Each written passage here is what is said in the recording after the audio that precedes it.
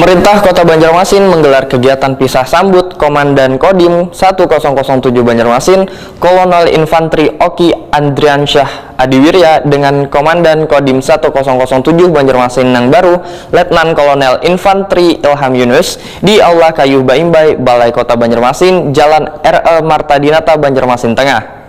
Dalam kegiatan yang dihadiri jajaran Forkominda Banjarmasin ini diwarnai dengan penyerahan cindera mata.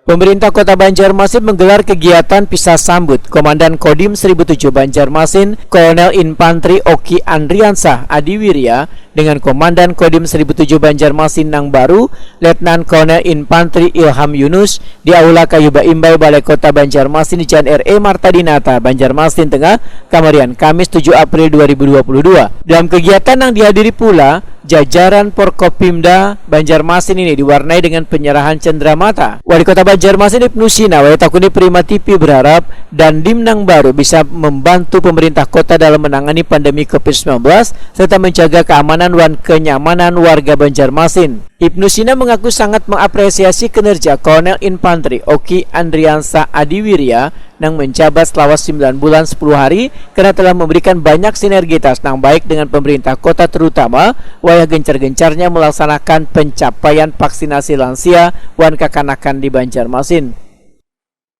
Kita bisa laksanakan pisah sambut dan tim baru dan di 1007 Banjarmasin. Terima kasih banyak Pak Kolonel Oki Andriansyah Adiwirya yang sudah 9 bulan 10 hari membersamai kita di Banjarmasin, dan selamat datang pada tim baru Infantri Ilham Yunus.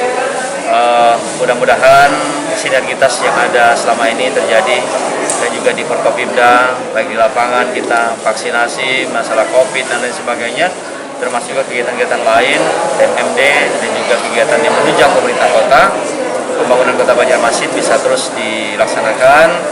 Dan dalam suasana ibadah puasa juga, mudah-mudahan Pak Oki selalu sukses dalam pendidikan beliau, dan juga Pak Ilham bisa langsung in group kita di Banjarmasin.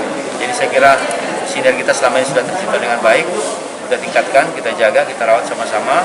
Karena tantangan ke depan mungkin pasca pandemi ya, mudah-mudahan pandemi ini segera berakhir. Tentu banyak agenda-agenda pembangunan yang selama ini tertunda, baik aspek dampak sosial, dampak kesehatan, sehingga Banjarmasin dan visi Banjarmasin Baiman mudah-mudahan bisa kita wujudkan sama-sama, karena waktu saya juga bersama Pak Wakil tidak banyak. Sementara itu, Komandan Kodim 1007 Banjarmasin Letnan Kolonel Infantri Ilham Yunus memandahkan akan meneruskan kegiatan Naslaus ini menjadi prioritas utama pemerintah kota bersama TNI terkait pelaksanaan vaksinasi.